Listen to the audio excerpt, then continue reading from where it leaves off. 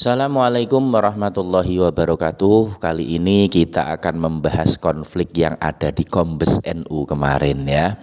Nah, sebenarnya konflik yang ada di Kombes NU kemarin itu adalah lanjutan dari konfliknya Rois Am dengan PBNU yang kemungkinan besar disebabkan karena tambang atau pembagian hasil tambang yang tidak transparan. Entah itu yang tidak transparan itu ketua PBNU-nya atau Rois Am-nya. Itu gitu kita tidak tahu, tapi ada unsur ke situ. Entah ada pembagiannya itu yang tidak adil dari salah satu pihak, makanya terjadi konflik dan akhirnya ketua PBNU diberhentikan oleh Rois Am. Itu begitu.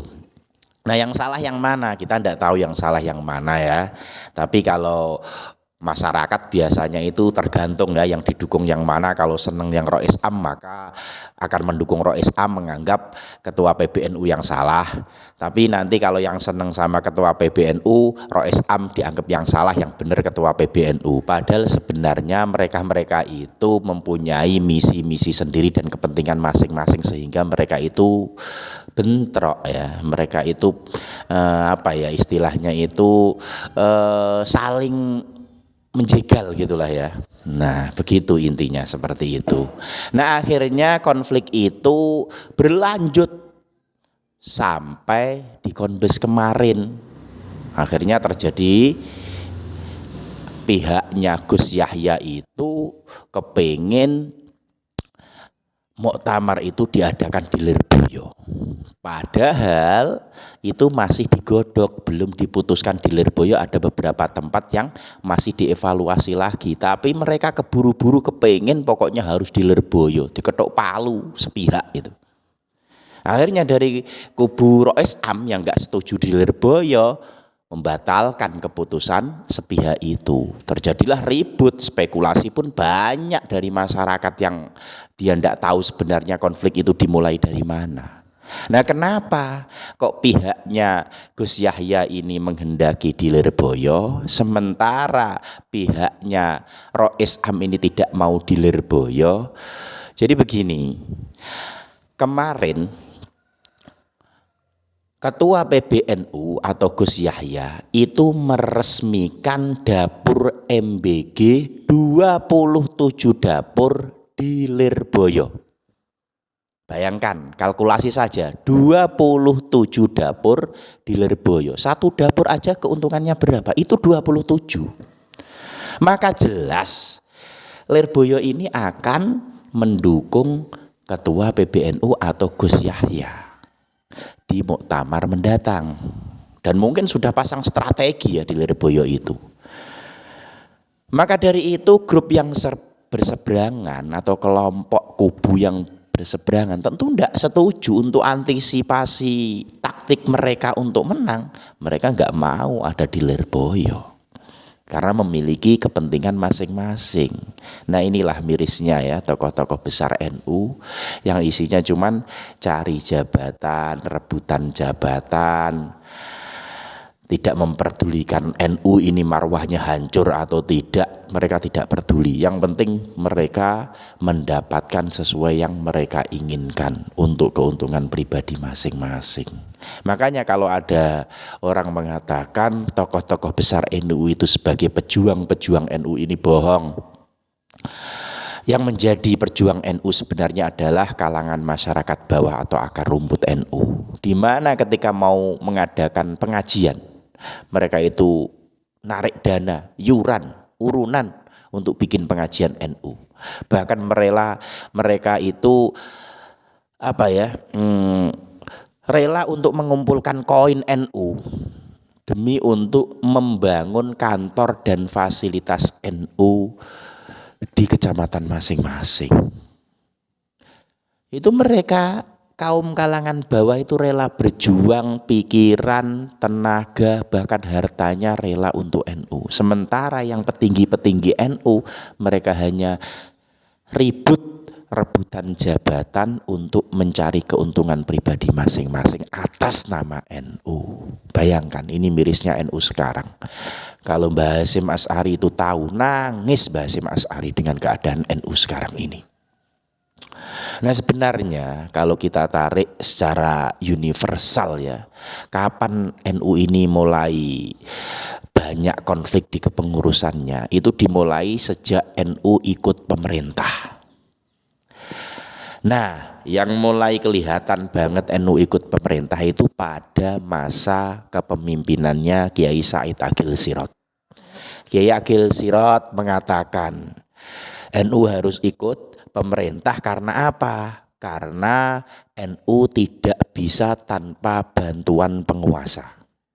Karena muktamar itu dananya miliaran. Tanpa bantuan penguasa tentu NU tidak bisa mengadakan muktamar. Maka mau tidak mau NU harus ikut penguasa agar dapat bantuan.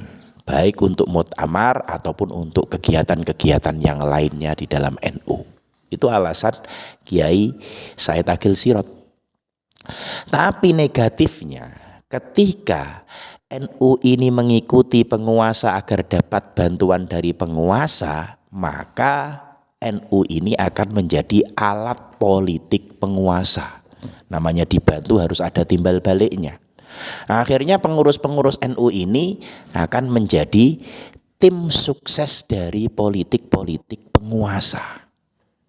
Ya, akhirnya pengurus-pengurus besar ini tidak ikhlas untuk NU, tapi dia itu mengincar jabatan strategis di politik penguasa.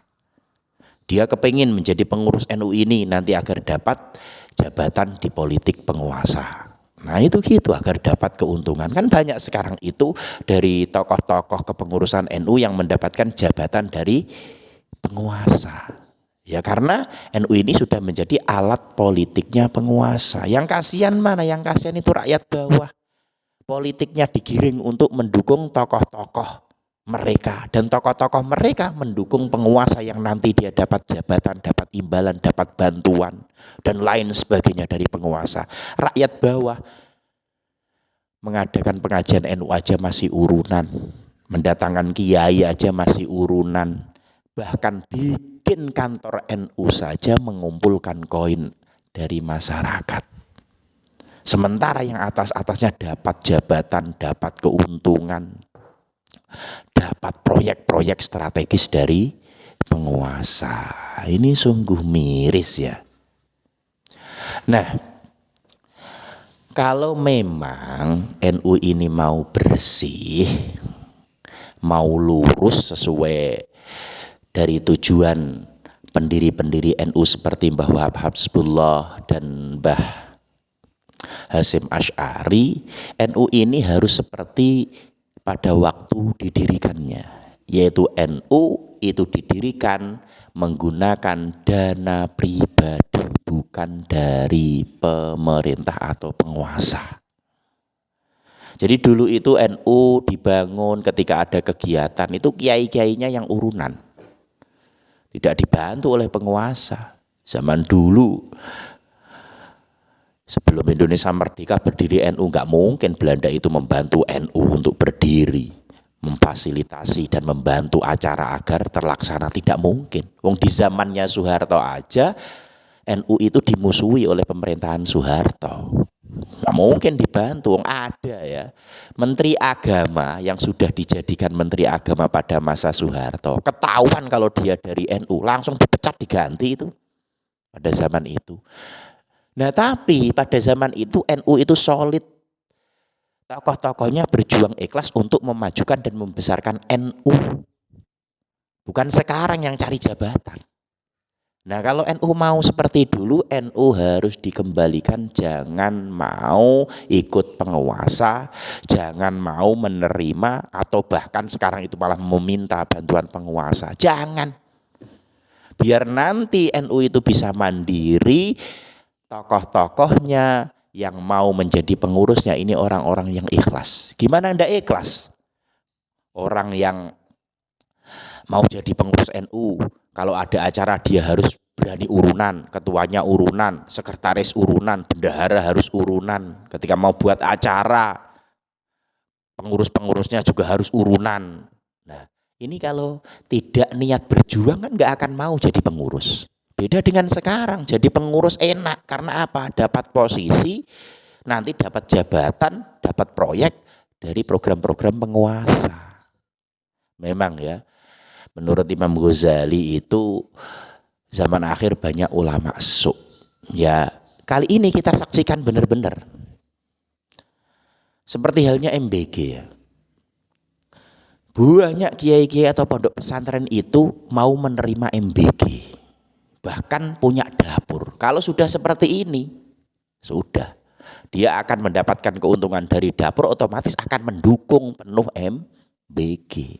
Padahal program MBG ini jelas-jelas program yang merugikan rakyat dan ditolak oleh kebanyakan rakyat yang paham tentang ekonomi Indonesia yang hancur karena MBG.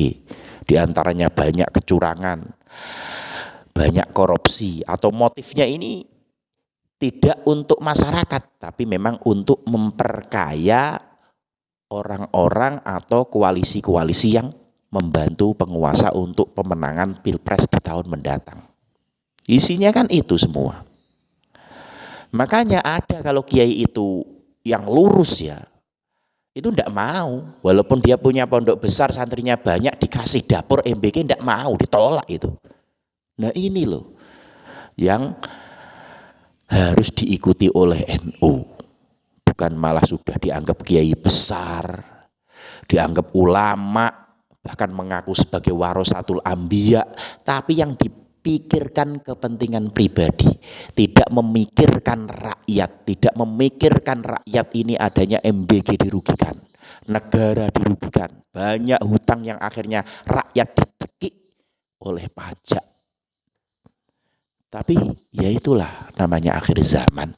Maka dari itu kita jangan mudah termanipulasi dengan tokoh-tokoh yang sebenarnya mereka itu hanya rebutan dunia.